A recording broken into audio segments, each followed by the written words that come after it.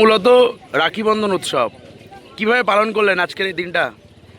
রাখি বন্ধন হচ্ছে একেবারে 1905 সালে রবীন্দ্রনাথ যখন প্রবর্তন করেছিলেন সেই সময় থেকে রাখি বন্ধন বাঙালির নিজস্ব সংস্কৃতি, নিজস্ব উৎসব।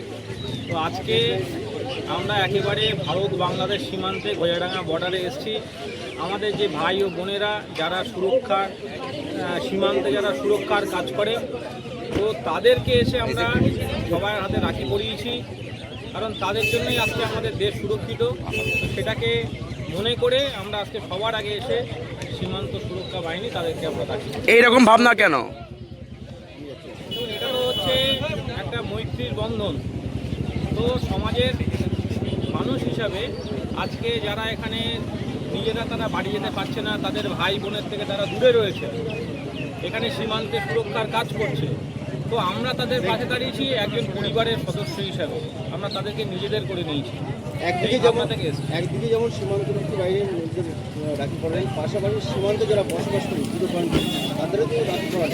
একদম তাদের সঙ্গেও আমরা একই সঙ্গে এই মৈত্রী বন্ধনে আবদ্ধ হয়েছি। এখানকার যারা সাধারণ গ্রামবাসী এবং দীর্ঘদিন ধরে এই যে আজকে মানুষের মধ্যে উচ্ছ্বাস দেখছেন, এই উচ্ছ্বাস কিন্তু আজকে ভারতীয় জনতা পার্টির সরকার এসছে।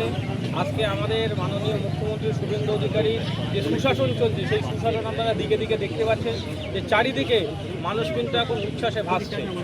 আজকে সবাই মিলে এই রাখি বন্ধন উৎসবে সামিল হয়েছে।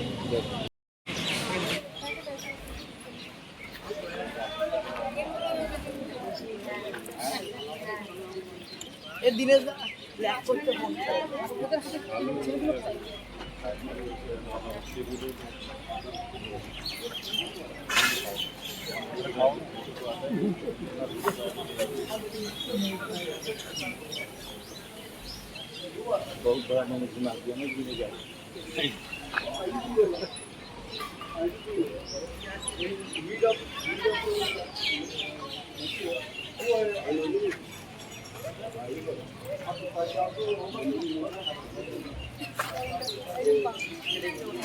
दिन